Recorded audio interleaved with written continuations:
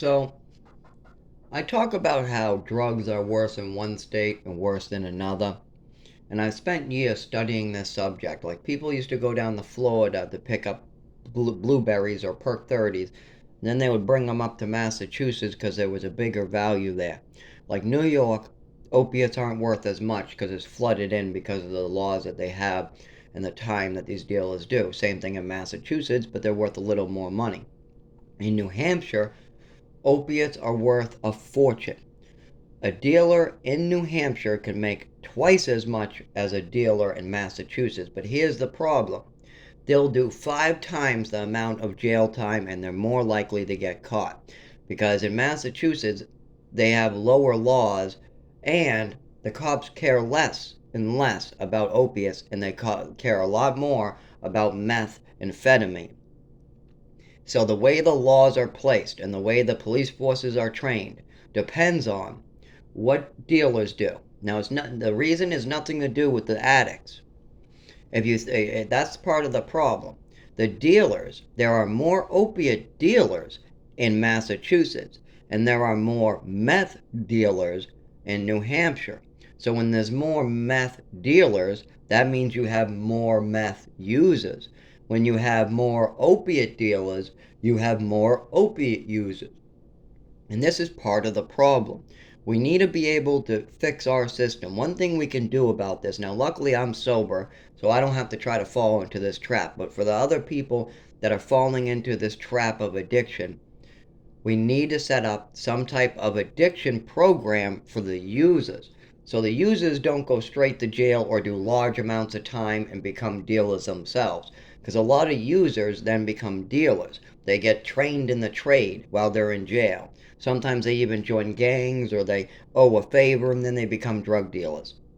And depending on which drug makes the most money with the least amount of jail time and the least amount of chance of getting caught, depends on what drug they sell in that state. Like there's very little that they can do for meth in New Hampshire. They're very open about it. People smoke in parking lots. They literally smoke in their house with the cops on the other side of the door. They don't even try to hide it. Like I know that this trailer park, there was a party and they had an open door. I mean, and meth and beer and all this crazy stuff everywhere. I left. Nope, I'm good. That's where my roommate goes. He likes to hang out with this customer of mine. I got invited. I said, "Oh, I'll stop by." This was like 6 years ago, 5 years ago, by the way. But I wanted to stop by just to meet this guy. You know, he had a car. Maybe he'll give me a ride. Then I saw the situation. I was like, "Nope, I'm out of there." Um, but my roommate still did need something to. He needed some services, not drugs, but he needed a friend that wasn't me while I was at work to keep him busy. And this was one of the ways I could keep my town busy. Now I have other video that will go into that you can listen to. But for now, we're talking about the drug problem and why certain states have different problems.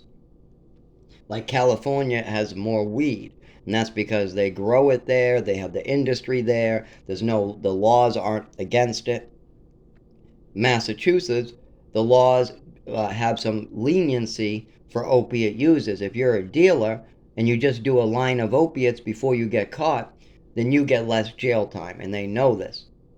As well as there's a big amount of leeway with the officers of the law in the Society of Massachusetts. They're pretty open with this.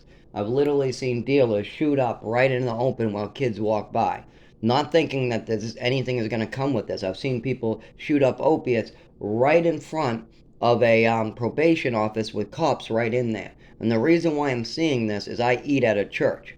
When I was homeless, I used to go to this church up on the hill across from the park. This was a park where they have tennis matches, not tennis, soccer matches with the kids, and they also have a public pool, and they have this stone and a bunch of trees and this big hill that goes down. Well, I used to eat my supper there a lot. I would stop by, pick up my supper, and leave. But on the way out or on the way in, I would see a lot of things, and sometimes I would just go to that park just to take a walk around the what do you call it, a track, just to take a walk around the track and think. But when I used to take a walk around the track, people would be behind trees shooting up and doing. And I was like, nope, gotta get out of here. It wasn't a good situation for me.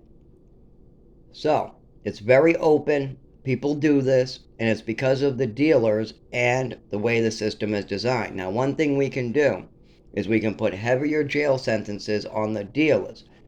We can give the control of those drugs to our government to administer tapers. So that way, if you have an addict, he goes to a rehab and you administer the drug he's stuck on in a taper form, and then you release him a month or two later. And then the dealer, they got to go to jail for long periods of time, as well as that they need to find a job and they need an income. If they have a felony or whatever reason why they're dealing, that needs to be addressed, and then we need to make him a useful part of our society. He can be a delivery guy, for goodness sake. I mean, if you're running around on a bike delivering heroin to everybody or meth to everybody, well, why not sandwiches? Why not pizzas? I mean, you have a purpose, you can pay for your bills, and I'm sure they're sick of it by now. Plus, if you give them large amounts of jail time if they screw up, then that might be more of an incentive not to do it. That's why you see less people doing it in New Hampshire. Yeah, there's still opiates in New Hampshire, but it's 1/100th of the problem in Massachusetts. But you see the meth problem in New Hampshire is based off the meth laws. The meth laws are much different in New Hampshire than Mass. So all the people selling meth openly sell it in New Hampshire. Because the people who sell opiates, they're looking at ridiculous. They're looking at half their life down the drain for selling that in New Hampshire. That's why there's very little for opiate dealers in New Hampshire. Now, there is a large profit. There is some people from Massachusetts that come up for one day, make a big fortune, and then go right back because it's cheap in Mass. You can get good, cheap opiates. Well, actually, they're evil, but I should say strong. Strong opiates in Massachusetts at a cheap price that come in from New York City, and then you can just take a 2-hour drive and sell it for double the price of the Massachusetts market or triple the price of the New York market. And of course, then they go right back to Mass because if they get caught in New Hampshire doing that, big jail time. And this is why you see a lot more meth up here as the main drug sold. I mean, I see it everywhere. I see it at my work. When customers come in, half the time they're dropping meth. I had a guy leave like $100 worth of meth in the bathroom. I had to call the police, call my manager. I had to clean it up. Then the guy came back in and he saw me cleaning the bathroom up and on the phone. And then I went back and I said, "You should leave because the cops are on their way." And then he got all scared and I'm next to the button and he leaves. But that could have ended differently. You know, I wasn't at the button. I had to get to be my register. I'm near the bathroom. This guy could literally just come over, hit me, shoot me, take his drugs and run. There is no protection of me when I find these things. And this isn't the first time that somebody left drugs in my store. I've had to clean it up. You have to bag it up. You have to call the authorities. You do have to put on gloves and be sterile. And they had me put in a paper bag that time because there was no anything. Sometimes I just throw it away and get rid of it too. And then I just call my manager and tell them, "Hey, somebody left drugs in the bathroom. This is the timestamp to check the camera. And I'm getting rid of it." Sometimes they want you to hold on to it though. That way you can report it to the authorities, the cops. As well as I've had to call the police because people were smoking meth at the bus stop right across from my store. Literally, my customers who are walking off the sidewalk have to walk through a cloud of meth to get in my store. That's not all right. So I called the police. 5 hours later, they showed up after the people were gone. And then the people came back and tried to do it again. This is a big problem. And the problem is that we're putting the wrong people in jail and punishing the wrong people. We can solve this.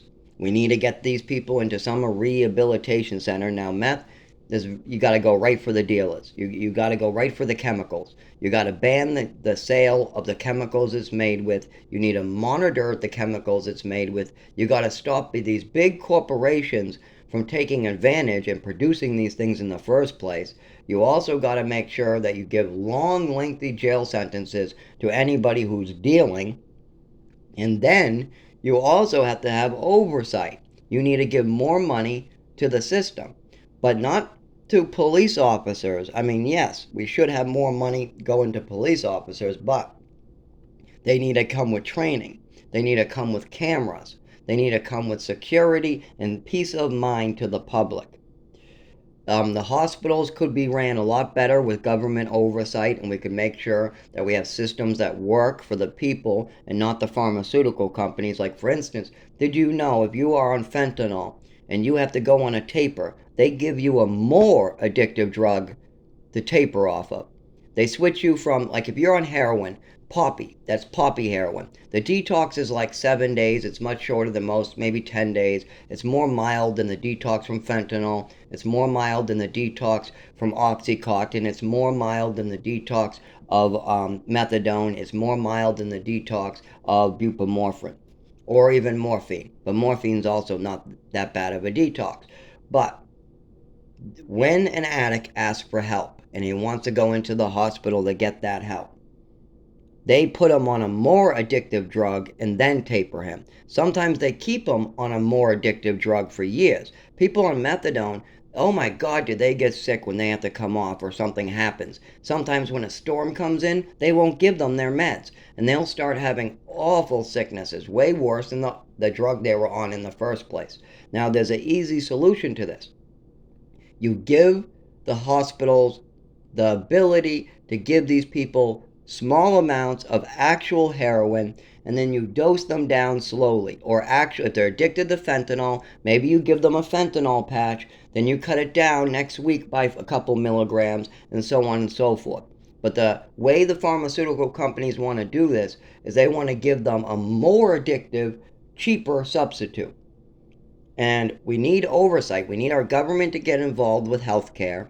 And one thing we can do is trying to find the safest manner to help America move forward. And the way we're doing things is very convoluted.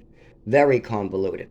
Giving people a more addictive drug to come off of an addictive drug that has a longer period of sickness is not a good decision.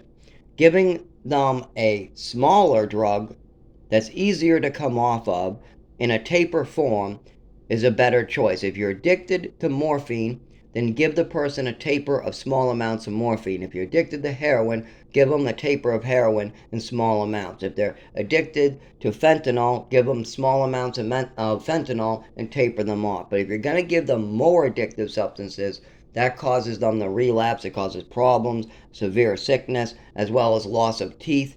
I watch some people now. That's not anything to do with why I lost teeth, by the way. I have no teeth, but it has nothing to do with that.